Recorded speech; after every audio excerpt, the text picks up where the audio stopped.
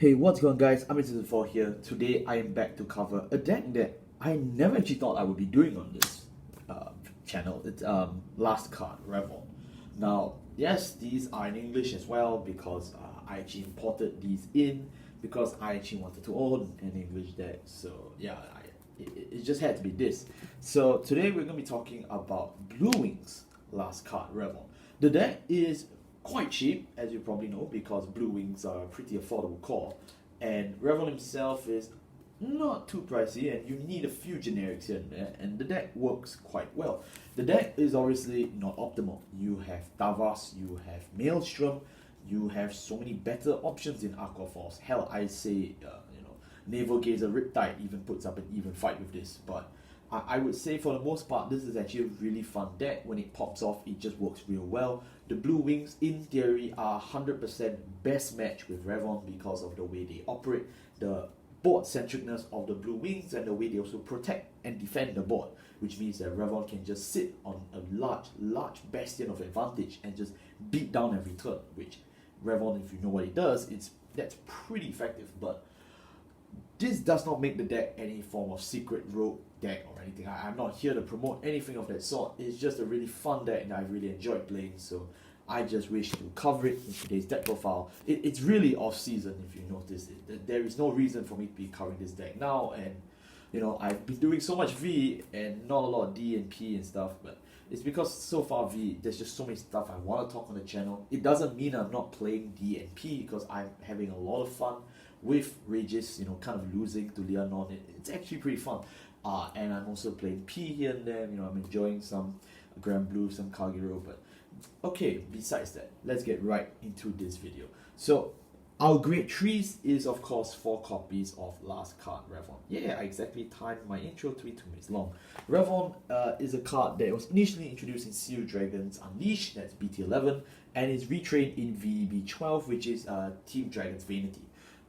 I love this guy. He's such a cool design. The fact his name's Last Card. Holy crap. Okay, but what does he do? Revonn actually is a play on the OG style, what's his name? Valios. Because Valios in V is his user. It's really strange, yeah. But okay, what does he do? So he rests one of your own rear guards at a hard once per turn, and the opponent's Vanguard goes -5. So you can just instantly just dig your opponent by 5k. But what does that mean in English? In English, it means that your whole front row receives an extra 5,000 power, which is nice. I know stuff like Maelstrom exists. I know Tetra Drive, and Tavas and whatnot. They have much better numbers. This is just kind of bad, but it helps for the second part of the skill as well as the rest of the deck, as you will see. The second skill is when he attacks, if you have 5 or more rested rear guards until end of the turn, this guy gains an additional 15,000 power and an additional drive. And if your sword is a grade 3, he gains an extra crit. If you somehow get to restand Revonn, which this deck cannot do, it can't do it, okay? It can't do it. I'd say it's pretty good. But, just on a single attack on Revonn, he goes up to 27k, he gains an extra drive, all just by having 5 rested rears. Which means, yes, it's a heavy commitment to board. It's a lot like your Draconic Overlord, the Rebirth, but, that you don't pay any actual cost. You notice you just rest the rear guard, then you just have rear guards. Revonn is costless, which is really nice. It's a really free and effective style boss, which is why you can play a core like Blue Wings, which need a lot of resources to actually build a board. But we'll get into that later. So honestly, all in all, Revonn is a really nice boss. It's a really simple skill. And there's a reason why Revonn was pretty strong back in 2020 when the year first started, because this is a pretty simple and straightforward beating deck. You notice that Revonn is the only grade 3 in this deck, and Revonn's one of the first decks that actually pioneered this style. I actually made an explanatory video like 2 years ago talking about when grade 3 searches first came out, and I was talking about them as a predictive trend. 2 years later, and literally everyone is playing grade 3 searches. So Revonn really pioneers the trend of playing 4 grade 3s in V, and it's amazing that up till now we are still using it this way. So some designs just don't rust. It's just still nice to have. I'm gonna keep Revonn at the end here just so we know. Our grade 2s, we play 4 copies of Blue Wings of Obduracy Simeon. We play 4 copies of Blue Wings of Great Cause Falios. But non-Blue Wings aside, we play 3 copies of the Great Coral Assault and 2 copies of Terrific Coral Dragon. Yeah, I'm learning a lot of new English words from this. I'm really liking this. But what is this all about? I'm going to cover the generics first. Terrific Coral is just a great card you should be owning for most, if not all, Aqua Force decks. When this unit attacks, if it's the first battle of turn, Soul Blast 1 and you stand him, and when he stands for a card's ability, he gains 5k until end of turn. Which essentially means on the first attack, you Soul Blast 1, he attacks for 14, or if on XL2, 19,000 power, and then he does it again on the next attack. So you actually get 2 attacks at 19 or 14,000 power. That's pretty insane if you just remember what Revonn did. And to make matters worse, he's completely generic. All he needs to do is just have wave 1 to himself and he works. Why are we playing this only at 2? It's because the deck doesn't have space. You are playing the Blue Wings core, you need as much of the Blue Wings as possible. If I was not playing the Blue Wings core, I recommend you to pick up many more copies of Terrific Core. He's just terrific. Another generic that must see his way into this deck is Coral Assault. Coral Assault has been reprinted multiple times now. It is still pretty expensive. Paying for this guy in English is not cheap. Paying for this guy in Japanese is also not cheap. So yeah, it sucks. But he's a good card, and you'll see why. During the battle that he attacks, if 4 or more of your other units are at rest, he gains 15,000 power. So essentially, it's just like Revonn, because Revonn needs 5 rested rear guards. Coral Assault needs 4 rested rear guards, and himself will be a 5th when attacking. So okay, it's pretty nice. Is it what, 24k attacker, 29k attacker on XL2? Nice. And at the end of the turn, if the total number of attacks this turn were 4 more, if you hit wave 4, you can just slime to the soul and draw, which will always happen because you have an XL marker, which means you can always conduct 4 attacks minimally with significant ease, with the greatest of ease. So yeah, this guy really, there's just no excuse to not play him. I play him at 3 for the same reason as, Terrific Coral. If this deck was not a Blue Wings deck, I recommend you to play more. But he's also really expensive, so yeah, he's really expensive. I say he's, paying for it wasn't cheap. I'll move on to the next Blue Wing. It's a Blue Wing of Obduracy Simeon. Simeon, when your drive check reveals a heal trigger, you may stand this unit on V or R. And this skill is in every Blue Wings card. As long as you flip a heal, your Blue Wings board gets a stand. And what happens with Revonn? He gets an extra drive. So you can see how this deck is already starting to play together. His second skill is if you have no other Blue Wings in their card names, he gets -5, includes the Guardians. Wow, that sucks, but he is an 11k body, so Brutal Jet. And of course, our double rare, and the strangely cheapest card in his deck is Blue Wings of Great Cause Falios.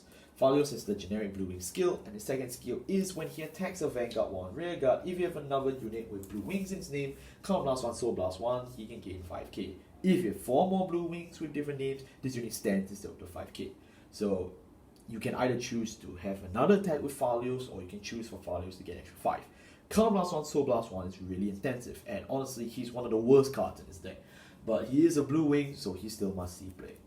I don't like him, but you know what? He's a Blue Wing that restands, and there's a Blue Wing Searcher, so yeah, that's why he ends up taking the Terrific Core slot. He's not terrific, but he's a Blue Wing.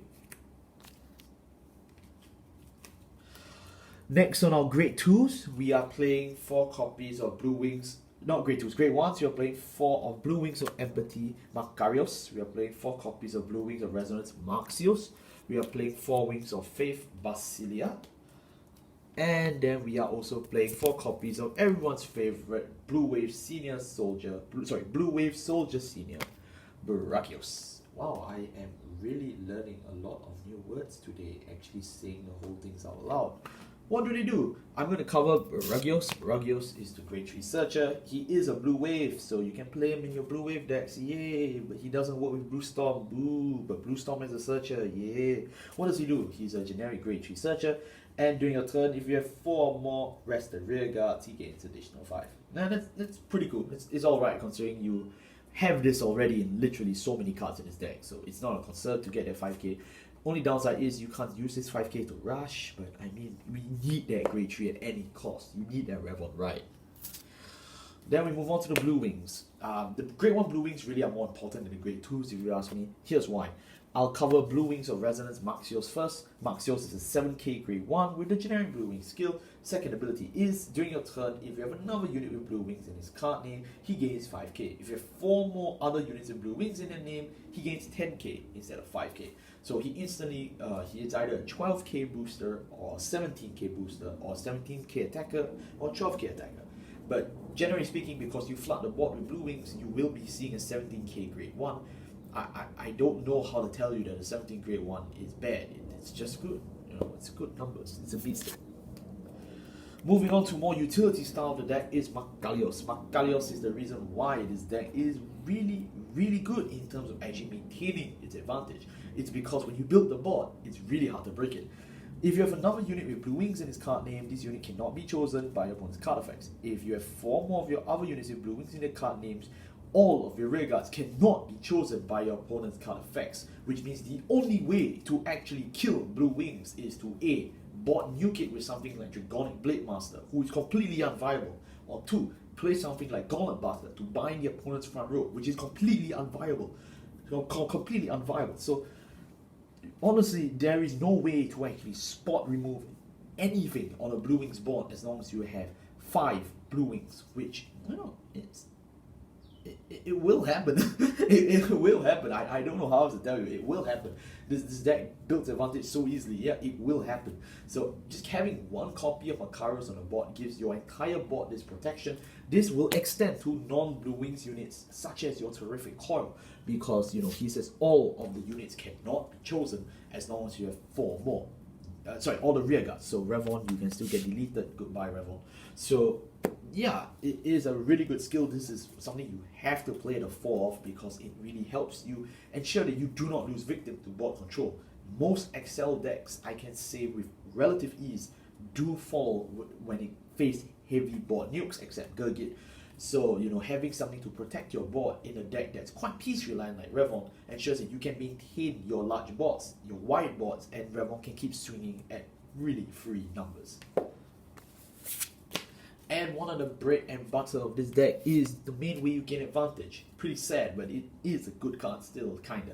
Blue Wings of Faith Basilia. Basilia has the generic Blue Wings skill, and when placed you count +1, look at the top 3 cards of your deck, reveal them, and then you add any number of Blue Wings cards from among them to your hand, then you shuffle the deck. At a low roll, you pay column +1 to shuffle your deck and laugh at the opponent. At the highest roll, you can get 1, 2, or even 3 Blue Wings cards, which is really insane if you get a +2 even. If you get a +1, you know, you kind of get a +1 net 0 that you call Basilia, and you can call something else.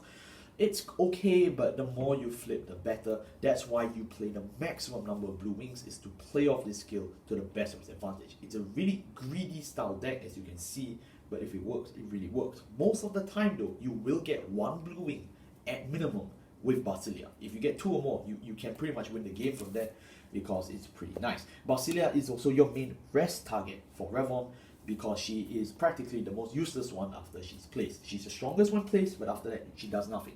So you can rest her with ease and then, you know, just start your game. Our grade 0s, we play 4 copies of Emerald Shield Pascal. That's our PGs. We play a crit. You have to play a crit. This is Revonn. We play for heal, and my starter is a Blow Bubble Draco Kid. You can play really any starter in Aqua Force. I believe Aqua Force starters are pretty nice. There's no such thing as a definitive Aqua Force starter in my opinion. Don't hurt me. But yeah, I feel that, you know, whatever you choose to play for the starter is fine. But for the grade 0, the trigger lineup, it is pretty much fixed. You don't want to play heal guards in this deck, because you actually want to make sure that, you know, you don't misride on Revonn. You want to make sure you should get CB early, so you can trigger your Basilia and your other stuff, like your Falios. So yeah, we are honestly okay with playing Rush, because we can easily rush back and kill the opponent. So it's fine to play this grade 0 heals. And yes, that actually already wraps up my Revonn deck profile. Do I recommend this deck to people? I mean, regardless of the format you're playing, whether it's English or Japanese, I say it's a pretty fun deck to play, and it was pretty worth it, to be honest. I had a lot of fun with this deck. I enjoy Revonn as a concept since it was released. I like Revonn as a character since it started in Steel Dragon Unleashed. So it was pretty nice for me to finally own this deck. Having it in English is a novelty for me because I'm not an English player. How could you tell? But yeah, honestly, even if it was in Japanese, I still have a lot of fun with it. But definitely don't pick this up hoping to fight off competitively in any shape or form. This deck really is a meme at heart, but it can win some games, just of course not against stuff like your Gurgit, your Arch, your Luat. It's not gonna happen. But I would say against your average Joe, your average, V-call player, your player that's not playing a meta deck, go ahead, have some fun, and steamroll the competition. Thank you all so much for watching. I'll see you all next time. Goodbye.